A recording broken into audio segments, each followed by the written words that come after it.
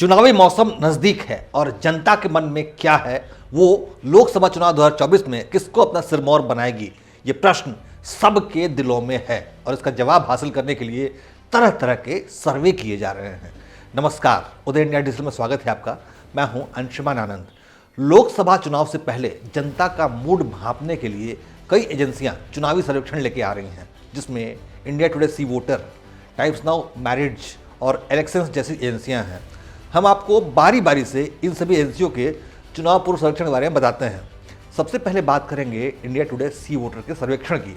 इस एजेंसी ने ये जानने की कोशिश की है कि अगर आज चुनाव हो जाते हैं तो किस पार्टी को कितनी सीटें मिलेगी।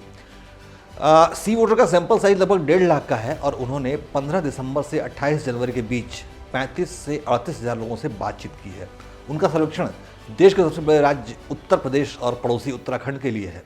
तो इंडिया टुडे सी वोटर के सर्वे में यूपी की 80 सीटों में से भाजपा 70 सीटें सफल हो जाएंगी, ये कहता है इंडिया टुडे सी वोटर का सर्वे। वहीं भाजपा के सहयोगी अपना दल को 2 सीटें मिल सकती हैं, जबकि समाजवादी पार्टी के पास 7 सीटें आ सकती हैं और उधर कांग्रेस मात्र 1 सीट पर सिमट कर जाने की उसकी आशंका है। वहीं उत्तराखंड में इंडिया टुडे सी वोटर के सर्वे के मुताबिक भाजपा सभी 5 सीटें जीतने में कामयाब रहेगी। उधर लोकसभा चुनाव को लेकर टाइम्स नाउ नवभारत ने भी सर्वेक्षण कराया है, जिसके अनुसार आगामी लोकसभा चुनाव में भाजपा और उसका एनडीए यानी राष्ट्रीय जनतांत्रिक गठबंधन कम से कम 366 सीटें जीत रहा है, जबकि कांग्रेस का इंडी अलायंस 106 सीटें जीत सकता है, जबकि 73 सीटें अन्य दलों के खाते में जाएंगी।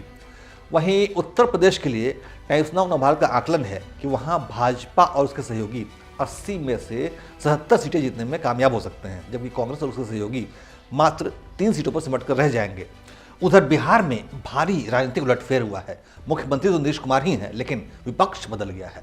बिहार में लोकसभा की 40 सीटें मौजूद हैं, जिनके लिए टाइम्स नाउ और मैट्रिज एजेंसी ने सर्वेक्षण कराया है, जिसके अनुसार अगर अभी चुनाव होते हैं तो बीजेपी जेडीयू के गठबंधन को बिहार की 40 में से 35 सीटों पर जीत मिलेगी, जबकि राष्ट्रीय जनता दल और कांग्रेस का गठबंधन 5 सीटों पर सिमट कर रह जाएगा। पिछले चुनाव यानी 2019 के चुनाव में भी भाजपा जेडीयू ने साथ मिलकर चुनाव लड़ा था और 40 में से 39 सीटों पर कब्जा कर लिया था। यानी पिछली बार की सीटों से तुलना करें तो बिहार में बीजेपी जेडीयू को 4 सीटों का नुकसान होता हुआ दिखाई दे रहा है। ये था सर्वेक्षण टाइम्स नाउ मैट्रिक्स का। अब बात करते हैं इलेक्शंस की। इलेक्शंस एक एजेंसी है जिसने आंध्र प्रदेश में होने वाले विधानसभा चुनाव के लिए सर्वेक्षण कराया है और उसके सर्वेक्षण में वर्तमान मुख्यमंत्री जगनमोहन रेड्डी बाजी मारते हुए नजर आ रहे हैं। आंध्र प्रदेश में विधानसभा की 175 सीटें मौजूद हैं, 175 सीटें हैं आंध्र प्रदेश में। आगामी चुनाव में वहाँ फिर से वाईएसआर कांग्रेस की सरकार बन सकती है, ऐसा इलेक्शंस का सर्वे कहता है। जगनमोहन रेड्डी 49.14% वोट हासिल करके 122 विधायक जिता ले जाने में कामयाब रहेंगे।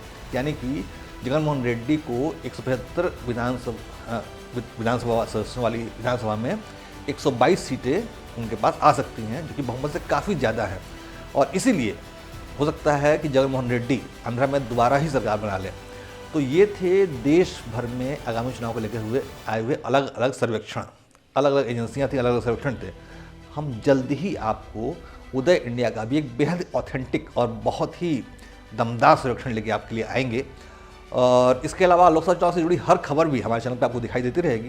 इसे जानने के लिए हमारे चैनल सब्सक्राइब करें और बेल आइकन दबाना कतई न भूलें। जय हिंद, जय भारत।